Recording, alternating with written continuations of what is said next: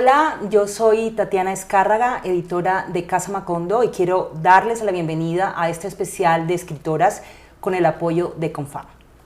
Hoy estoy muy feliz, tengo el placer de estar acompañada de una escritora joven, una escritora barranquillera, autora de Vigilia, que es su primera novela. Estoy con Daniela Sánchez Russo. Daniela, ¿cómo estás? Bienvenida. Tatiana, muchas gracias por tenerme en Casa Macondo. Estoy súper emocionada de acompañar este especial, de ser parte de él. Y gracias por lo de joven, ya yo no me considero tan joven, pero siempre está bonito tener alguna especie de juventud espiritual, de alguna forma. Finalmente la juventud es una actitud también, ¿no? Completamente una actitud. Sí, también yo siento que en la escritura, por lo menos, esa, no sé si necesidad de riesgo o invocación al riesgo joven es necesaria, porque es un trabajo tan difícil, tan precarizado todavía, que si uno no tiene una especie de juventud andando siempre, pues es muy difícil continuar con la escritura. Yo quisiera antes contarles un poco quién es Daniela. Ya les he dicho que nació en Barranquilla, ella es escritora, es académica, es doctora en estudios hispánicos por la Universidad de Pensilvania, con una investigación sobre servidumbre doméstica y literatura latinoamericana. Además tiene una maestría en escritura creativa de la Universidad de Nueva York. Sí. Daniela, tú fuiste digo, porque creo que ya no estás en este mundo del periodismo, pero estuviste en el periodismo judicial, además fuiste editora en una revista de moda. Sí, yo estuve en el periodismo, pues en mi carrera, mi pregrado es en comunicación social y periodismo.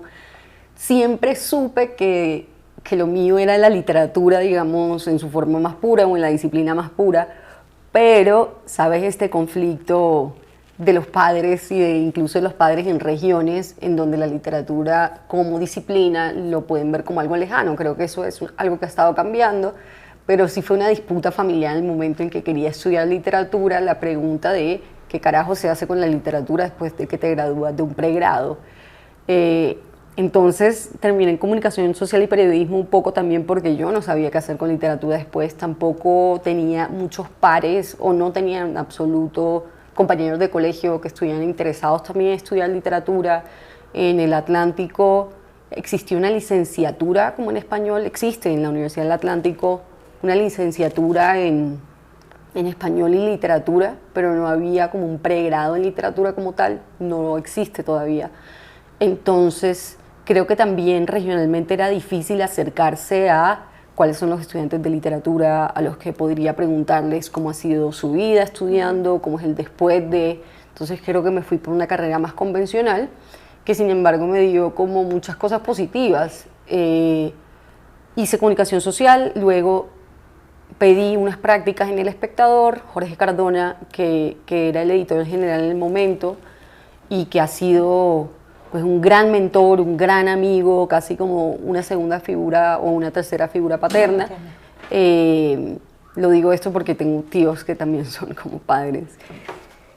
Jorge Cardona, cuando le pedí las prácticas y hablamos sobre literatura, en realidad me dijo que me veía más en una redacción o en un equipo en donde pudiera conocer el conflicto social, conocer como otras áreas sociales que no fueran la cultura, que él pensaba que eso me podría nutrir muchísimo más, y tenía toda la razón. En realidad incluso Vigilia tiene cosas del periodismo judicial y creo que toda mi escritura de ahora en adelante la tendrá de alguna forma, aunque sea literatura.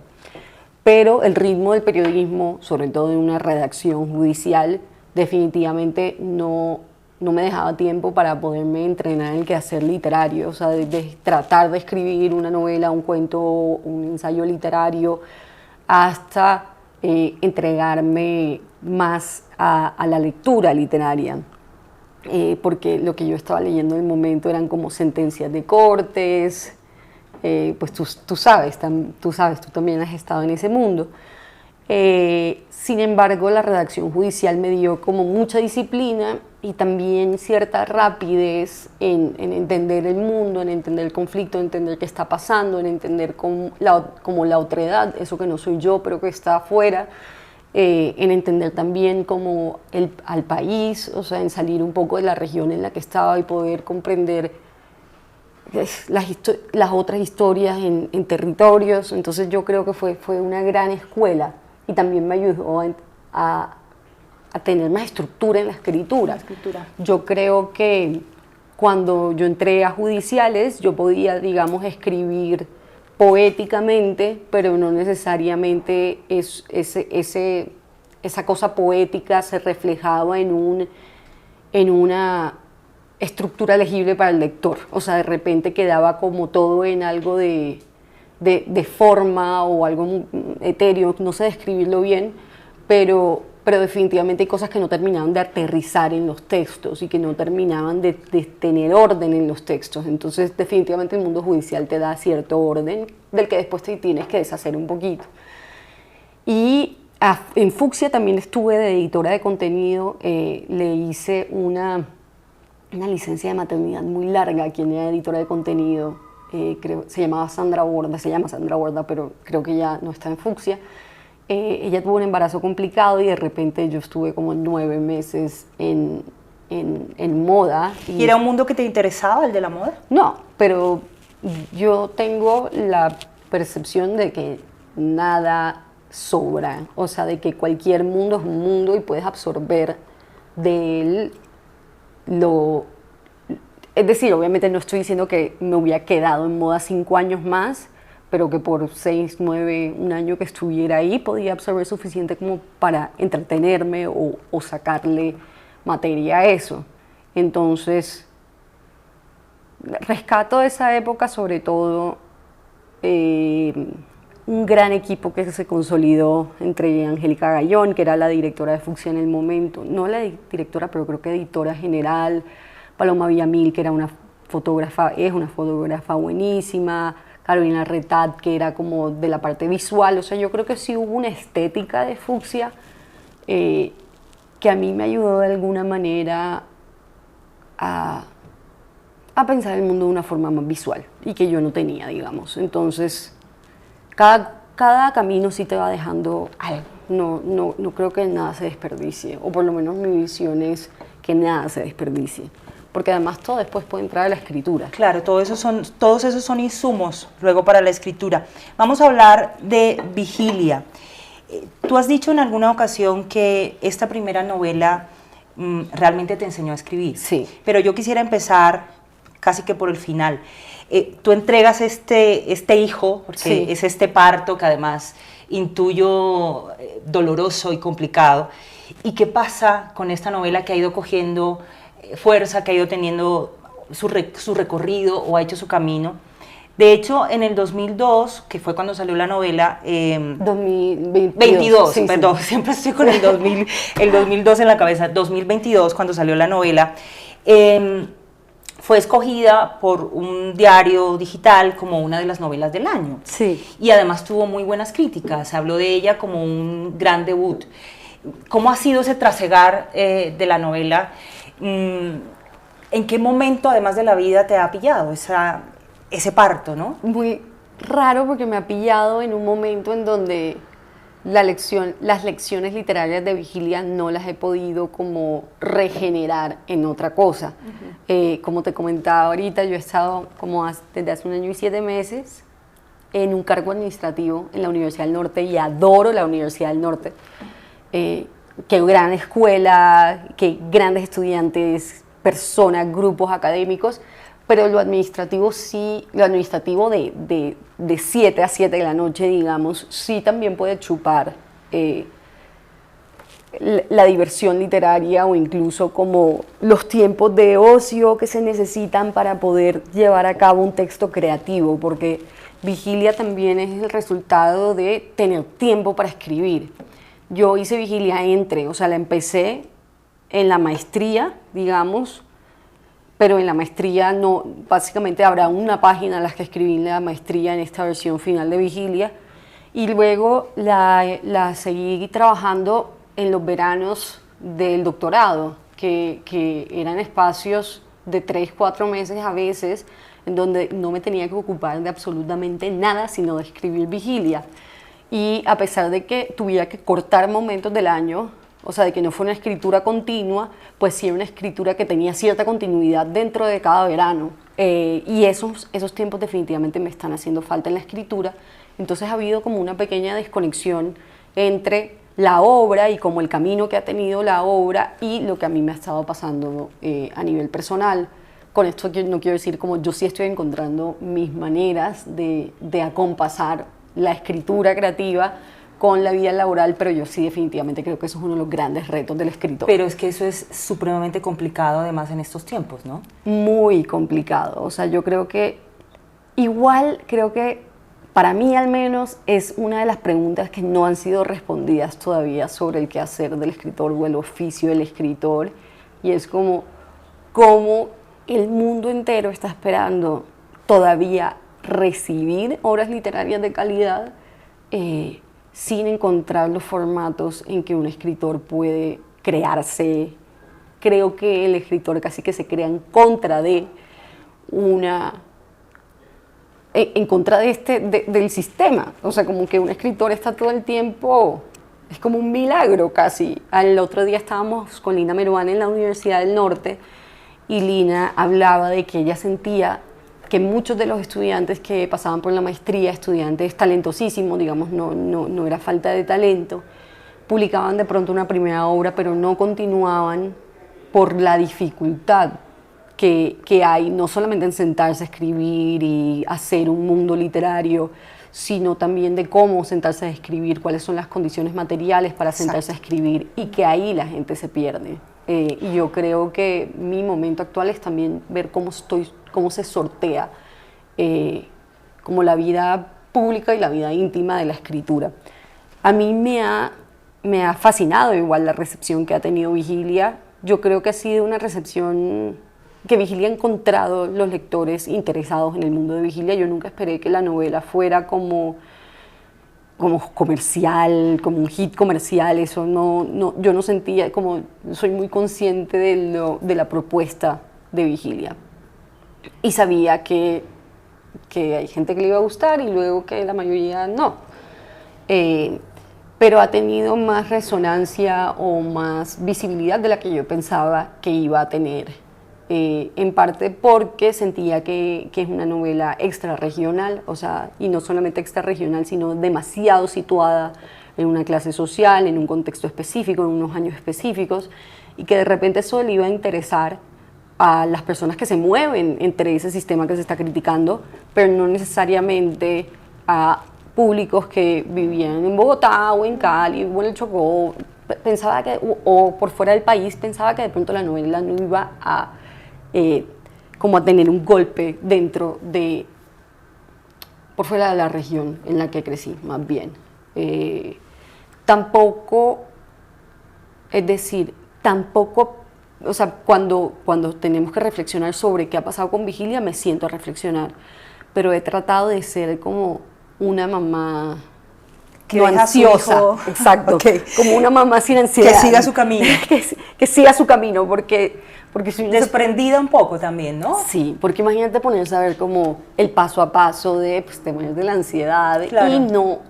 y yo siento que hay otros mundos que yo quisiera invocar que ya no pasan por Vigilia. Y empezar a explorar, claro. Y empezar a explorar, Ok, sí. Pero vamos a hablar entonces de ese mundo, ese mundo de Vigilia, ese mundo que recrea Vigilia.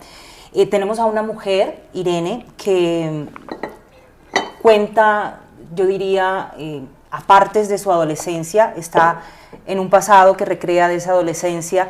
Tú no mencionas a Barranquilla, pero claramente es Barranquilla. Sí. Y está esta misma mujer en el presente contando una historia enmarcada en un matrimonio que hace aguas, ¿no? Sí. Que está absolutamente acabado, digamos. ¿De dónde surge esta historia? ¿De dónde surge esta necesidad o esta curiosidad de contar este mundo que además está ceñido a una clase social? Estamos hablando de una burguesía que además es decadente, o sea, es un mundo muy decadente. Lo que tú cuentas ahí es un Caribe que genera como una sensación de casi que de tristeza y también de mucha nostalgia, ¿no? ¿Cómo lo ves tú?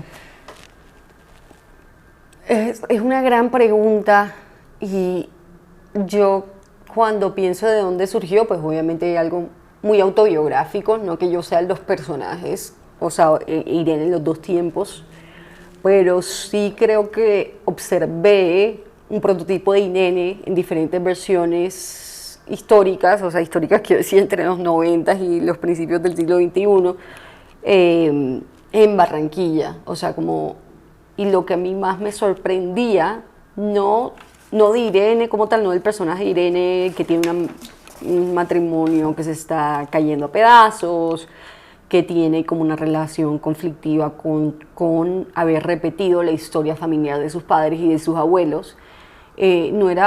No me sorprendía tanto la mujer que se encuentra en esa posición, sino la falta de creatividad colectiva para formar otras unidades que tuvieran como así un poquito más de heterogeneidad con respecto a su pasado. O sea, como que a mí lo que me sorprendía era la repetición. O sea, la repetición de la familia heteronormativa ad infinitum, sin que presentara como fisuras tan claras. Me sorprendía mucho que las conversaciones no cambiaran en el tiempo. Me sorprendía mucho la forma en que estas familias se movían con respecto a la ciudad como tal. La ciudad de Vigilia es una ciudad muy pequeña, o sea, no contempla a Barranquilla en toda su existencia, sino como que es un mapa muy reducido de la ciudad. Entonces también me sorprendía un montón que las familias que se estaban moviendo en este mapa de clase media alta no quisieran nunca ir más allá de las fronteras que habían establecido, que no se preguntaran por otras facturas físicas, o sea, por ejemplo, el club es el club, el centro comercial es el centro comercial, el parque donde llevan los niños, el parque que llevan los niños, pero el colegio es el colegio. El colegio de siempre, que ha sucedido desde hace 40 años, y hay muy pocas divergencias dentro de esos grupos de personas. Y a mí lo que me sorprendía era la falta como de transgresividad sobre ese grupo, o sea, que tuvieran una cohesión aparente, o sea, una cohesión que si lo ves desde afuera se ve bonita, digamos, y se ve como luminosa, pero ya cuando entras, yo siento que hay como una depresión, como una depresión silenciosa, digamos. Silenciosa, sí. Y yo creo que un poco Vigilia es sobre esa depresión silenciosa también, y la incapacidad de entender cómo salirse de allí, porque nunca se ponen palabras tampoco. Pero eso es una crítica, yo no sé si velada o muy de frente, y te lo pregunto, ¿qué piensas tú sobre esa misma clase social barranquillera y esa Barranquilla que a veces suele ser muy reducida y uno encuentra en la vida real esa desconexión absoluta entre una, ni siquiera hablo de una clase social, entre una zona de la ciudad y otra? Sí, no, yo creo que es una crítica, digamos, muy diferente. Extrañamente tampoco ha sido tomada a veces, que es lo de las cosas que más me sorprende, como una crítica súper frontera, porque luego veo que muchas de las personas a las que les ha llamado la atención Vigilia y que adoran Vigilia son precisamente las personas de ese que mundo. Sí, entonces como que a veces no entiendo cuál fue la... Pero forma parte de ese mundo tan pequeño que yo creo que no se dan cuenta. No, yo a veces creo que...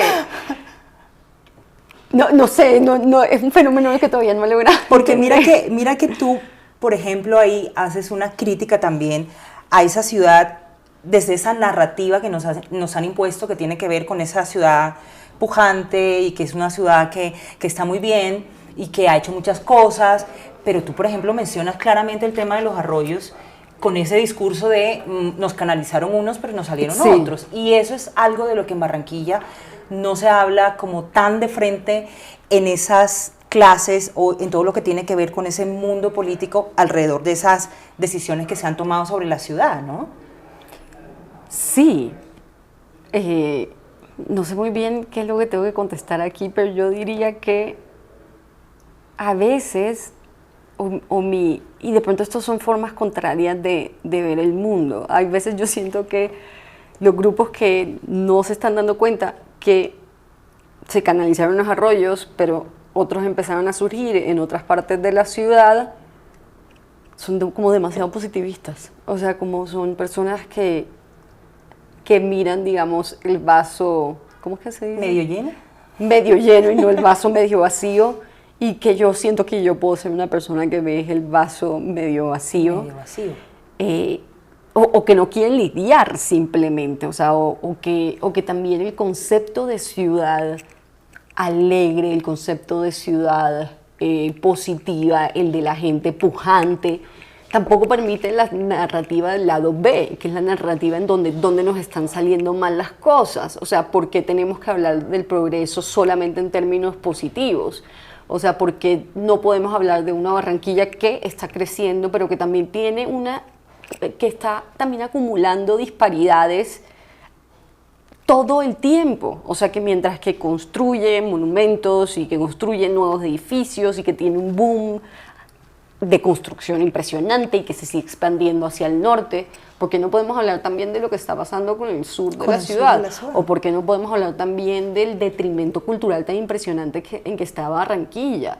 O sea, por un lado yo siento que no todo es que son personas malas, que solamente quieren su propio bienestar. Creo que el discurso no es solamente ese. Creo que hay una conciencia que está relacionada con las cosas tienen que ser buenas todo el tiempo. No podemos hacer un discurso negativo porque eso no nos representaría como caribeños. Al caribeño lo hace y lo representa la alegría, digamos. La alegría, ¿no? El estereotipo, pero además. Pero sí hay algo o sea, yo siento que el estereotipo no es que se cumpla en que veas a alguien con vestido carnaval todo el tiempo, sino que sí hay un inconsciente colectivo de la felicidad que después volvemos estereotipo, pero que es un problema.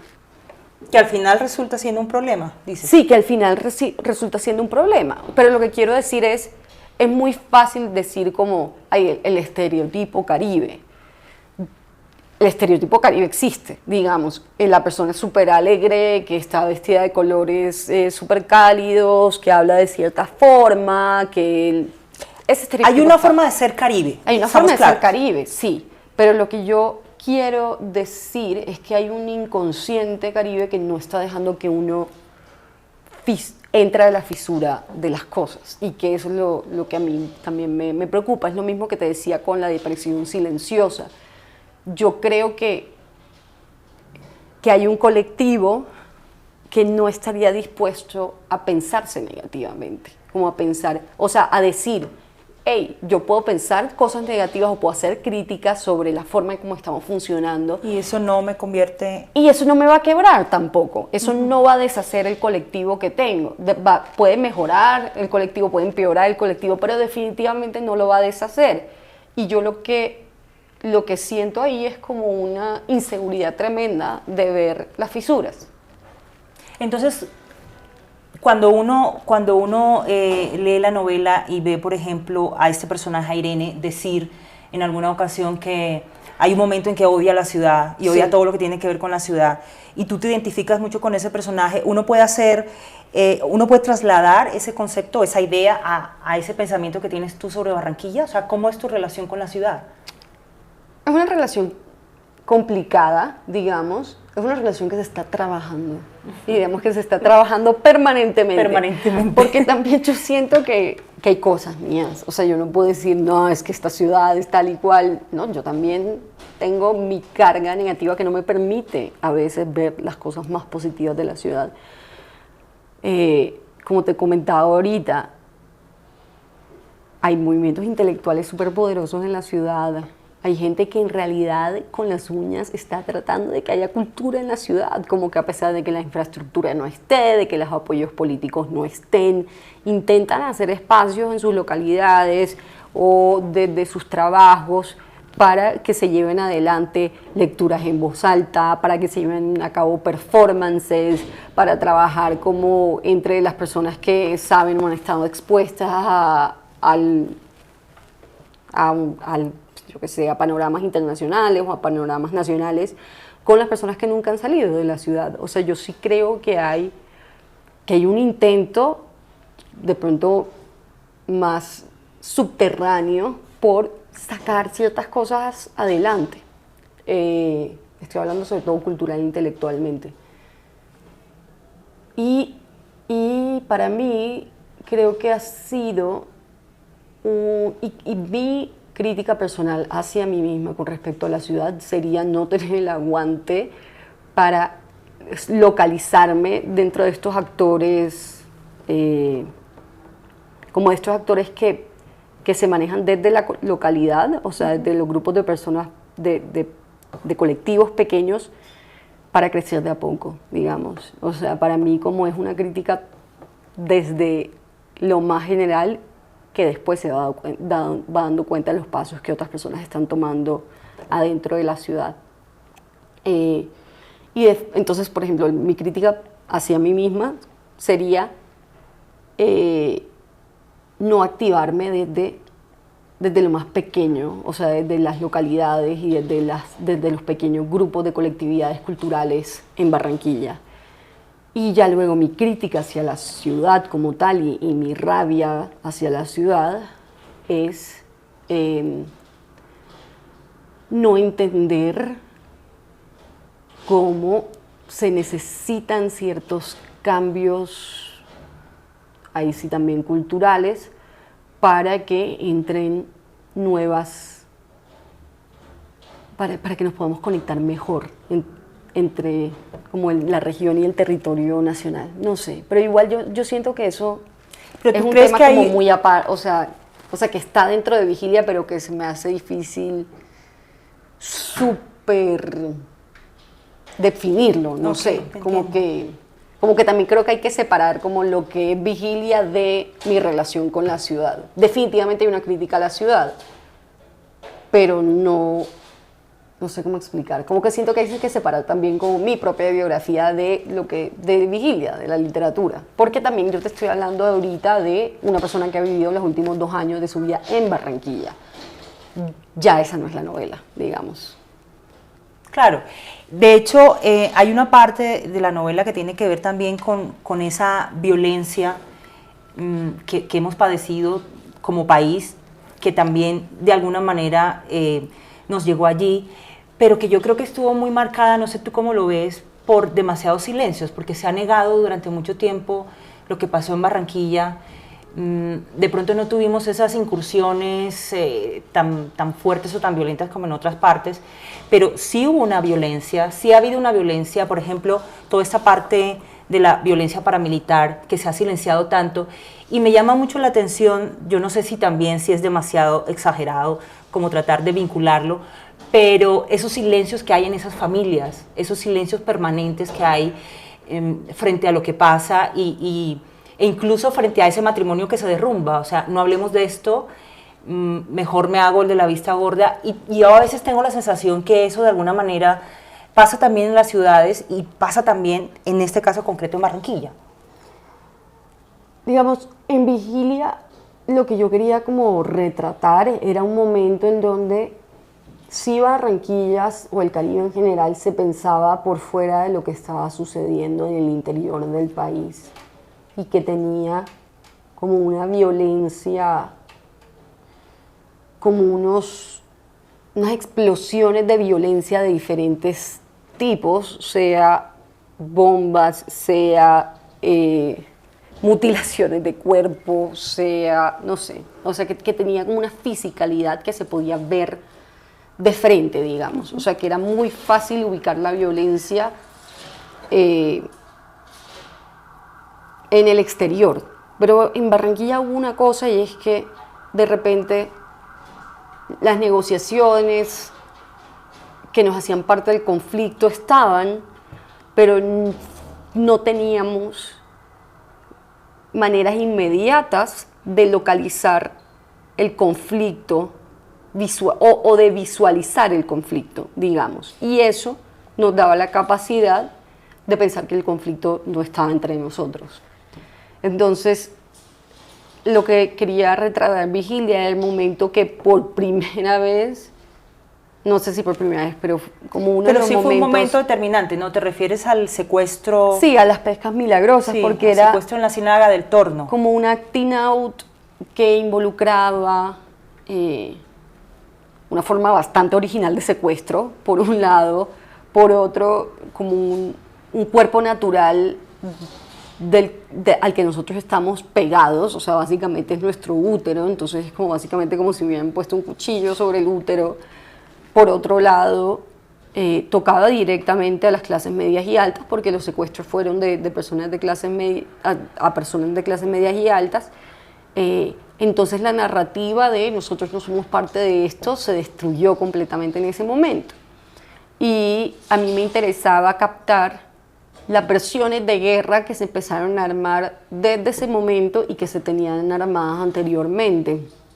Entonces encontramos una casa como que supuestamente es cerrada, no tiene fisuras, no entra la violencia, pero luego vemos que la ansiedad de clases sobre la guerra, pero también la ansiedad de las empleadas domésticas que trabajan en las casas es tal que se empieza a romper como esta idea de aquí hogar no seguro, nada, calidad, familiaridad, aquí no pasa nada, aquí nunca llegarán.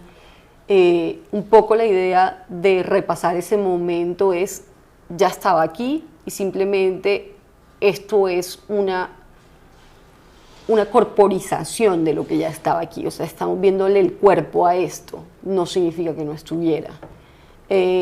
Por otro lado, yo sí el tema, que lo entiendo perfectamente, porque además lo viví en el colegio, pero creo que no es el tema de la novela, de cómo dentro de las familias estaban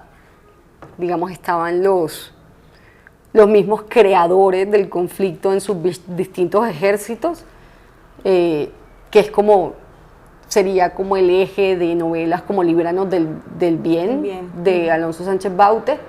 O sea, definitivamente es algo que está en la ciudad y que está en la región, pero creo que ese no es el tema de Vigilia. No, pero hay un tema sí que también es muy importante en la novela y creo que para ti, que es el de el servicio doméstico, sí, el de la servidumbre. De hecho, tú te has especializado, sí, en este tema. ¿Por qué te obsesiona tanto? Bueno, por la misma idea o por la misma pregunta de qué es una casa, o qué es una casa en Colombia en ciertos estratos, porque obviamente yo no quiero decir la casa de Vigilia es igual a todas las casas en Colombia, por supuesto que no, es la minoría de las clases en Colombia. Pero a mí sí me impresionó mucho que uno pensaba, o por lo menos creciendo, uno pensaba estas casas en donde había empleo doméstico como algo tan natural, o sea, como una cosa que básicamente el paisaje, ¿no? O sea, como el árbol creciendo, pues lo más normal del mundo. Lo anormal era que no hubiera, exacto, una empleada doméstica. Y luego, cuando tuve la oportunidad de salir de Barranquilla y salir incluso de Colombia y darme cuenta que las casas no estaban constituidas de esa manera, ahí es donde empieza mi pregunta de, ok, si el espacio íntimo en todas partes del mundo no está constituido de esta forma, esto suena muy como inocente, no fue tan así, pero lo estoy exagerando para saber de dónde viene. ¿Cuál es la historia del espacio íntimo de las clases medias altas, por lo menos en las regiones caribeñas? ¿Cómo está ligada esta explotación u opresión de ciertas mujeres de estratos bajos, racializadas, a la historia del Caribe como tal? Cómo se ve el día a día de esta explotación, cómo es que podemos pensar o cuál es el mecanismo por el cual terminamos pensando que esta explotación es natural o que incluso vemos esta explotación como algo positivo. También otra de las preguntas era por qué nunca vemos la casa como un espacio económico, como un espacio de trabajo, o sea, cuál es la negociación que tenemos que hacer como colectivo para que no entendamos que la casa está siendo un sitio económico brutal, o sea, como un sitio de explotación brutal, pero que también está funcionando como un lugar de transacción. Y de hecho lo que a mí me sucede y me impresiona siempre es que pocas veces aún en el Caribe se ve la casa como un espacio de transacción, y es como un espacio de transacción de trabajo, pero también como de transacciones, o sea, de negociaciones de sistemas de clase, de raza, de género brutales que nunca traemos a la superficie, aunque estén muy presentes, porque es que son cosas que se están tejiendo todos los días, o sea, todos los días. Una ama de casa en Barranquilla que tenga una empleada doméstica que venga de un pueblo de alguno de los pueblos del Atlántico y que sea de color, tiene que negociar con el racismo implícito, el clasismo implícito, la historia de esclavitud, tiene que negociar con si se le está dando, qué tipo de salario se le está dando, cómo son sus horas de descanso, porque esta persona no tiene una vida privada o la posibilidad de una vida privada toda la semana y yo sí. Cuál es el nexo de afecto que está sucediendo entre el otro y yo. Para mí esos son problemas tremendos. Y a mí lo que me impresiona es que uno pueda andar por la vida como si eso no estuviera sucediendo cada segundo que uno habita una de estas casas. ¿Ha cambiado algo o no ha cambiado nada? No, ha cambiado, pero lentamente, o sea, muy lentamente. O sea, es decir, que existan ahora, no sé cómo decir esto, no sé si es una empresa, no sé si es una organización, pero como simplifica, que es como una forma de asegurar las condiciones mínimas de trabajo para las empleadas domésticas en Colombia, de una forma fácil, digamos, te metes a una página web que se llama Simplifica, pones ahí cuántas horas está viniendo una empleada doméstica a la casa y ahí te empieza como a decir cuánto tienes que pagar de prestaciones, digamos. O sea, que existen estos mecanismos, yo siento que significa que sí hay personas que se han dado cuenta del problema y están tratando de poner sobre la mesa soluciones, además. O sea, que no van a solucionar toda la disparidad y problemas de equidad que hay en Colombia, no, pero que están poniendo algo nuevo sobre la mesa, sí veo ahí un cambio. También creo que de alguna forma las nuevas generaciones se están volviendo un poquito más reflexivas acerca del cómo. O sea, quieren trabajo doméstico definitivamente, pero ¿cómo va a ser la relación? O sea, yo creo que eso sí ha habido como un proceso de reflexión que definitivamente yo siento que es diferente del que yo veía cuando estaba creciendo. Y también no podemos negar el influjo que los movimientos de identidades, los movimientos feministas han tenido sobre que, aunque ni siquiera te interesen los temas ni estés en contacto, de alguna forma eso te va a entrar. Te va a llegar. Sí. Bueno, Daniela, ya para terminarte, quisiera preguntarte, ¿qué sigue para ti después de Vigilia? Bueno. ¿Qué planes tienes? Varios, no mentira. Sí, la vida laboral te lo permite, No, aunque esta es la vida laboral también, sí, ¿no? Escribir. Bueno, por un lado, pues estoy trabajando como algo mucho más corto y algo mucho más largo y viendo cómo en algún momento voy a tener espacio para lo más largo, pero viendo si lo más corto lo puede llegar a nutrir eso. Entonces, estoy intentando como trabajar una especie de novela corta, incluso de repente en verso, no tengo ni idea. Tiene un nombre, se llama Rezo. No es católico ni nada, ni religioso, es como más el rezo, como la acción de esperar, invocar, etc. Y por otro lado, si estoy trabajando una novela que siento que es más difícil y que el propósito de la novela es entender nuevas formas de extractivismos en Colombia a partir de una trama judicial que definitivamente tiene que estar asociada con mi paso por El Espectador. Bueno, Daniela, te agradezco muchísimo. No, muchísimas gracias aquí. A ti, Tatiana. De verdad que es un placer conversar contigo y bueno, seguiremos muy atentos a tus próximos trabajos. Muchísimas gracias, Tatiana, por tenerme acá y gracias a Casa Macondo y a Confama. Gracias.